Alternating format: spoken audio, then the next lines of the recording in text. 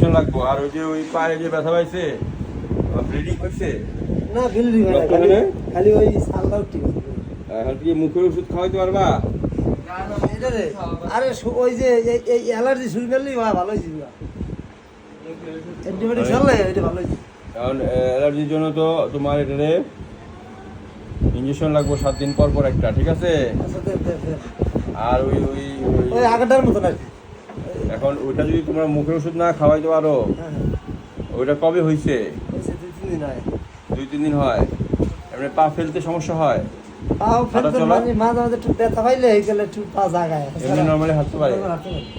আচ্ছা, তাহলে ওই জায়গাটার মধ্যে হলুদ মেরে দিবা। হলুদ আর শুকনো হলুদ বাইটা ব্যথার একটা সুই দিয়ে দিয়ে ব্যথার সহিত মনে করো যে অ্যান্টিবায়োটিক খাওয়াইবে। এটা টানা দিন দিতে হইব।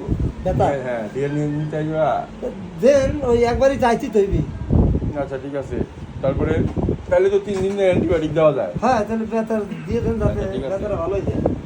পায়ে ব্যথা পেয়েছে। হ্যাঁ ঠিক আছে। গাড়ির কারণ চাকা এটা আছে তো? গাড়ির চাকা তো সাংঘাতিক ব্যথা হ্যাঁ, পেয়েছে। ব্যথা পেয়েছে। এখন মনে করো যে যদি না ল্যাংড়া তাহলে এক্সের দরকার নাই। আর যদি তাহলে এক্সরে লাগবে না খালি আর কইতাছি ল্যাংড়া কিনা, ল্যাংড়া না ল্যাংড়া তোমার অসুবিধা নাই। ল্যাংড়াইলে তো দেখতে পারা যে কি হয়েছে না হয়েছে।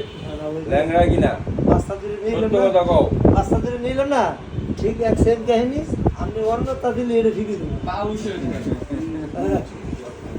আচ্ছা ঠিক আছে দাঁড়াও।